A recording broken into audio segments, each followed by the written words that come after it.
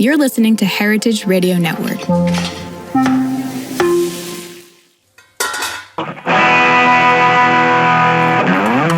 Hi everyone, welcome to Potluck Food Talks. I'm here with José Peláez, and we're on our way to Etxebarri. So in the meanwhile, we're going to talk about Basque Cheesecake. How are you doing? I'm doing great, Eric. Thank you for having me on the way to Etxebarri. So you started this entrepreneurship, Lavaska. First of all, I have to say, Jose and I used to be flatmates, and we lived with Adriano, who is a chef, and every night he would come with this amazing cheesecake from Enea, which was a restaurant that opened in Short. And I remember, having these big munchies every night and talking about the nature of the Basque cheesecake, and just not so long later, she started Lavaska. So what's the story behind it? Yeah, so first of all, I'm gonna say something as well.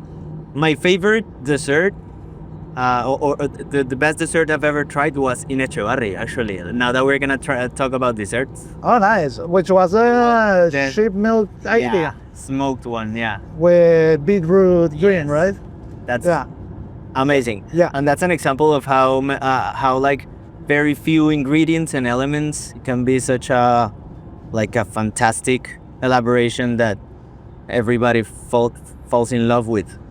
Yeah, and as well as the Basque cheesecake, I would say it's kind of a phenomenon that has people who come to San Sebastián, and it has been like taken abroad to other countries, and it was the flavor of the year according to the New York Times in 2021. People get crazy about it.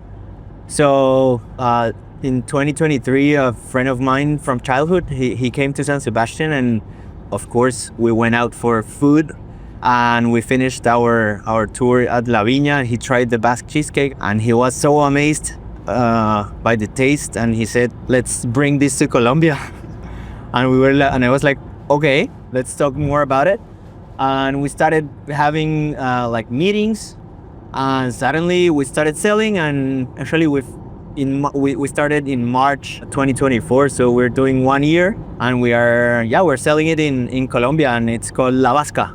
I don't remember when was the first time I tried. Probably in some of the dinner parties at the Sociedad, at the Chocos. Probably when we went to the old town with the cheesecake to make to take some to do a photo shooting. Some photos. Yeah, that I brought a cheesecake. I think maybe that was that day. I remember trying it that day and saying this was my top one. Nice. No, because it really is.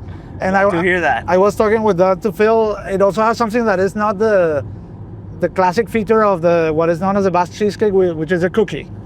Exactly. Yeah. You see it, and sometimes you don't. But for example, La Viña doesn't have it. Yeah. And the most common one is just crustless.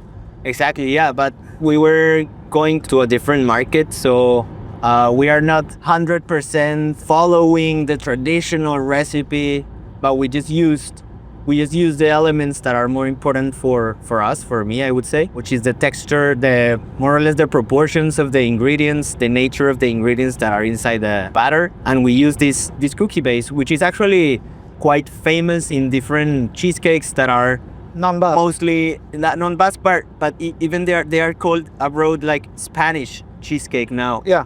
So there are some brands in Madrid, Barcelona. It's been like a boom around this product, this like creamy, runny product with this cookie base. Many people love the cookie base, and it is also very helpful for the resulting texture. It's helpful in terms of like heat transfer when you're baking it. It's also helpful to manipulate it, to move the cake itself, you know? Yeah, the one you have is also has like a pinch of salt, like a savory. Yeah, because I think one of the most valued things or features about this cheesecake is that it's not as sweet as other desserts. It's not as sweet as maybe the New Year cheesecake or other cheesecakes.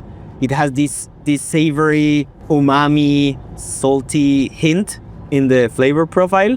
So yeah, we want to have that in our cheesecake.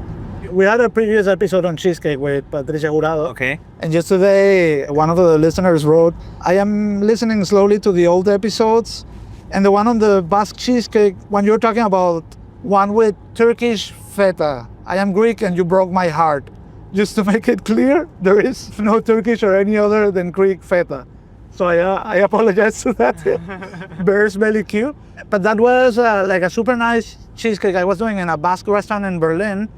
And we would mix gassy, this is a cheese that comes like in a can, in a brine. Okay. And it's ultra savory, ultra salty. Okay. We would mix that with mascarpone, which is ultra fatty and not salty at all. Uh-huh. And that was our cream cheese. So it was like Oh, nice. Yeah, and you had like this salty punch in the mixture, and it was really, really nice. People would go to that place only for the cheesecake. It was a Basque pincho bar. Okay. In Berlin. Yeah. I'll have to try it. Nowadays, you're seeing that people and brands like playing around with the cheesecake itself.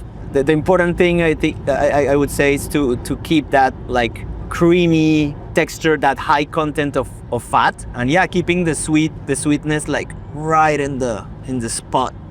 Yeah, so something we've talked a lot in the show is the value Basques in general give to dairy. Uh-huh. That is one of the very few, I think it's the only that I know, maybe Italian also, but where you see milk ice cream, or very plain, or what you just mentioned, sheep milk ice cream. Yeah, because I would say that that's a Basque culinary identity feature in general. It's just like few elements, or even like the raw materials that themselves, as less intervention as possible. You know what I mean? Yeah, absolutely. Like never more than 4 or 5 components. Mamia, which is just curded milk. That's another of my. That's also in my top 3 favorite desserts in the world. Okay. Mamia. Do you have like a memorable one? We had like an incredible one at Asador Bedua. I have in mind the one that my girlfriend's grandmother prepares. And also my girlfriend prepares sometimes at home. And of course there's the nostalgia because of it is like our homemade dessert. Do you get like a special milk for it? I don't have in mind like a brand or something. Of course it's sheep milk, but I don't have in mind a specific brand, no. Okay. I like to eat it with honey. Oh yeah. Yeah. Yeah, that's a very, it feels good. The one we had felt like a mousse, and it was just curded sheep milk, super nice. So that's amazing, I love it. Well, how was the reception with the Colombian consumer? Yeah, it's been I wouldn't say like it's been a challenge, because fortunately it is a product that everybody tries and they just love it. But at the beginning, when they see photos or they see the texture, which is quite runny and creamy, people might think that it is like undercooked. So you kind of have to explain to them like this is a traditional culinary technique, like from the Basque country. That's the way it is. It is properly cooked. So people kind of understand it and they try it and they want to repeat a lot. We have a lot of loyal customers. It also helped that we started with another brand kind of at the same time. So we've been both like creating awareness of this product in the country. I would say that both of us are a reference in this product category in Colombia. And yeah, that helps, like the fact that it's not only one, but other. So that's nice. And a funny story is that sometimes some people would see the pictures of the runny cake, which is like a round shape, and they would ask in the comments like, what is that? Is an arepa? Because they thought it was an arepa with melted cheese coming out of it. So, and we were like, that's funny, because like the cheese in the middle of the two crust. Yeah, because there was like a photo from the top, so you see like the round shape cut in half and the runny cream coming out of it, which is like gets you like craving that. Yeah, for me that's a distinctive feature of it's the best part, the creamy middle, exactly. The runny middle. Yeah, and all of the posts that have these kind of videos or that show this cream are the ones that always get viral and that people want just to try it, and put a spoon inside of it. Yeah, it's also I guess like it's a natural thing for Latin Americans because fresh cheese is so common all over Latin America, white fresh cheese. And we also did a variation. Well, this is something that some maybe the most traditional people would not be would not agree on, which is doing like variations of the cheesecake. So we had done like a dulce de leche, dulce de leche cheesecake, that's like a flavor from every Colombian person, like from childhood, mixing fresh cheese with arequipe or with manjar blanco, which is our dulce de leche. So we put them together and created this flavor that is also typical. You can find it in other brands in Spain, and it's amazing. I remember also trying one you did for our friend Hitoshi with matcha. With matcha, yeah. That was a special because we were having this dinner we were cooking in the society for Japanese. So I used the matcha to make a Basque cheesecake, like a matcha Basque cheesecake for them. It was interesting. Are there any like strange flavors you've seen? I've seen with lemon has become relatively popular. Coffee, pistachio in some cheesecake stores. Like rare, I wouldn't say rare, but I've seen that there's this Japanese Instagrammer. Yeah.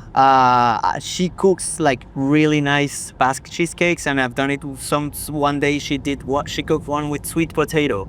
Okay. And it was like she've done I think two, one like an orange Basque cheesecake and a purple Basque cheesecake, made both with two varieties of like sweet potatoes. I haven't tried it, but I would like to.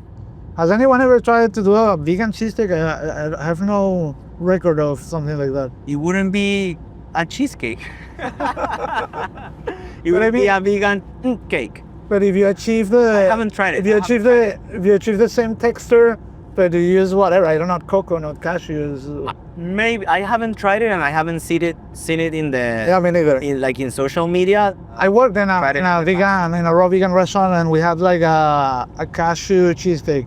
Okay. Which was kind of like a cashew puree with a crust and then settled. Okay. And it was really nice with hydrated mango, and I don't know, but yeah, like this vegan cuisine. Something we've done, and we actually it's a very good selling product, is we did a like zero sugar version. Yeah, which is like a huge trend. And people love it, and I would say it's amazingly achieved. Many people in a blind tasting wouldn't tell the difference. We use xylitol as a sweetener.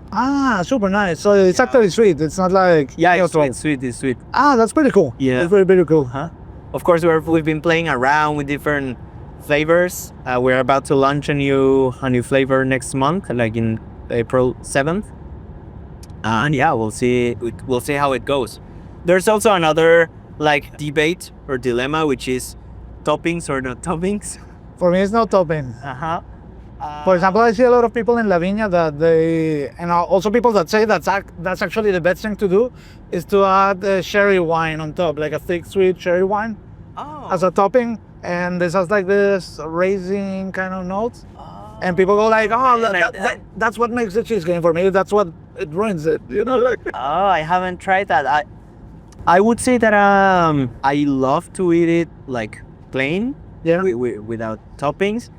But then people are hackers, and when they get it at their homes, they hack it with stuff. They put stuff on top, and we've seen that, and we've seen photos of people posting our VASCA with I don't know, with like strawberry or raspberry coulis or jam or whatever, or chocolate. And I agree, it's not something that it ruins it, as I said, but for me it changes the pure experience of a Basque cheesecake, in my opinion, which is like a very minimalist dairy kind of thing. However, since we are Basque inspired cheesecake, maybe sometime we will play around with toppings or sidings, maybe. Not to call them toppings. And then I've seen like, what are the big names in the cheesecake world? Because there are some like patissiers in Barcelona and Madrid. In the cheesecake world right now, Alex Cordobés is like the most famous and viral one. Actually, I had a meeting with David, which is the one like behind mainly the main operations and everything. He's graduated from BCC. And when our project was just a project on paper, we had a meeting, so like kind of a coaching meeting. There's also John Cake in Barcelona, which is quite famous. He plays around not with like flavors like chocolate, dulce de leche, pistachio, but with cheeses. Okay. He uses different types of cheeses. Like cheddar, this kind of stuff. Cheddar, Gouda, Emmental, Parmigiano. He plays around with different cheeses. For me, the best cheesecake always has just a tablespoon of that for the whole cake. Yes. Just to add like the We saltiness. We have kind of a secret sauce related to that you're mentioning. Like your secret cheese. Yeah, of course. Something I wanted to ask you, like, what most people do wrong when they do Basque cheesecake at home is, one is they burn it, because it's also known as burnt cheesecake, so it's burned until it's black. If the other one is it's overcooked, so it's stiff, like it's because you're I don't know, you put like a stick it out when it's dry. It's very this kind of logic that doesn't apply to the Basque cheesecake. So what's your advice on how to do it properly or it's at home? Basque cheesecake, like a good result of Basque cheesecake relies mostly on the cooking, on the baking technique. Okay. On the times and temperatures. You can use different times or temperatures, but what you want is that the egg protein is not fully coagulated. Okay. So that's why my indicator is temperature inside. So 60, 61 degrees, something like that. And also have like leaving it to rest a bit after the baking. Do you rest it in the fridge or outside? Since we are a commercial brand, I have to say that we rest it in the fridge, but at home, you should rest it outside. Okay. Yes. Yeah, you like how long? 2 hours, 3 hours, something like that. Not as much, maybe 40 minutes or something like that, yeah. Yeah, and for me, that's the best moment to eat it, while it's still warm. It's still warm. Yeah, it wasn't. But the thing is that if you eat it right after you take it out of the oven, you will put the spoon inside, or even 1 hour later, and it will be liquid because there's still things happening within like the protein and the whole gel that is formed inside the cheesecake. That's why the resting time in the fridge is super important. So and something interesting about this product is that it evolves. The texture evolves without the days, because the kind of the whey from the dairy products, it's released slowly. So it gets like the creaminess like concentrates somehow. But yeah, it's a whole thing to do it. Actually, we do it in 3 days. We make the batter, we rest the batter in the fridge, we bake the batter the next day, we rest it in the fridge, and the day after is ready to eat. I don't know if you saw some chefs at BCC, Neko and Jonaiker, they added penicillium to a cheesecake. Yes, I saw the video. So it had like this velvety white layer outside, like a brie cheese. Like a common, like a brie. And then you would cut it and it would be yellow inside. When I saw it, I was like, man, I want to try that. That would be cool, and doing like the same packaging as a camembert cheese. Yeah. Oh man, think about it. It's a cheesecake cheese. Yeah, exactly. Cheese. Or a cheesecake cheese or a cheesecake. Nice. We'll have to try it one day. And you mentioned sweet potatoes, but any other vegetables or things? Man, I would love to do one with pumpkin. Okay. Yeah. You know that there is a flavor combination that I love. That is, I first saw it from El Bulli, but then I also saw like some basic cakes that was pumpkin, coconut, and cardamom. Those three things. Oh, nice. I love cardamom. I love it. Actually, the matcha, I did a matcha version in Colombia in an event that we did, and it was matcha cardamom. Okay, nice. And it was delicious. Delicious, yeah. What about coconut? I've never seen a coconut cheesecake either. Me neither. Because its coconut yogurts are pretty good, I think. Yeah. That would be interesting. Yeah, something that mixes cheese and coconut. Like what? Well, the yogurts are actually vegan yogurts, but No, but I've tried like coconut yogurts, like dairy yogurt. But I mean, in any traditional gastronomy, do you see coconut and cheese combination? Right now, I don't have it in. That's the only thing that comes to mind, like coconut and dairy yogurt. Okay. In a yogurt. Okay. But besides that that, as well. yeah, besides that, not much. We'll have to try them. Also, the chocolate one is you kind of see it around in different brands like chocolate cheesecake. With cocoa added or melted chocolate in the process as well. Oh yeah, that's relatively common. Yeah, like having like a, but that's not what I look for in a cheesecake. For that, like I would have like a more like a deep chocolate thing, like like. Okay. A good combination is white chocolate and cheesecake. Like, but in the batter, it's nice. White chocolate and yogurt also works pretty good. Okay. Like that's this sour balance as well. So last things I want to talk about is drinks. Drinks. Do you have like a favorite pairing or something you would say it would pair very well? Coffee, of course. Okay. Coffee and cheesecake is like, and a good coffee. Of course. Yeah. If it is a latte, it tastes delicious. And any white wine like with sugar residue. Okay. In the wine, like a Sauterne or a cherry wine.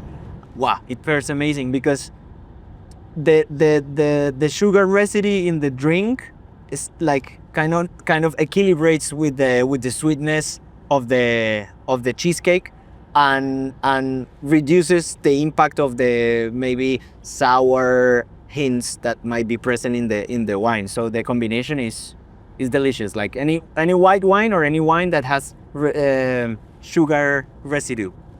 I love Bisigoso. They apply the same technique that is used for ice wine for apples to make like a sweet cider. Okay. No. I think it's from Sapiain. Okay. Yes. Yeah, I've tried. No, it is from. I didn't have the name in. It is from Sapiain. Definitely is. Yes. There's another cider house, Astarbe, and they do like this apple liqueur that literally feels like. I think that like liquid apple strudel. That would pair like perfect with a cheesecake. We would have to try because it is kind of a sweet. It's a sweet beverage, no? So. And also something less orthodox, but I think it works pretty well, and I like it very much. Is pacharán. Okay. Yeah, I love pacharán. I haven't tried it, like eating it with cheesecake, but I love it, just plain with ice after a society. After a dinner, a proper lunch with friends in a. You have the pacharán after dessert. Yes. Okay. Yes. Yeah, after a coffee with a cheesecake and then pacharán also very good. Yeah. That's it for this week's episode of Potluck Food Talks. If you like what we're doing, make sure to subscribe to the podcast so you never miss an episode. You can also find us on Instagram and TikTok as Potluck Food Talks. The show airs every Monday.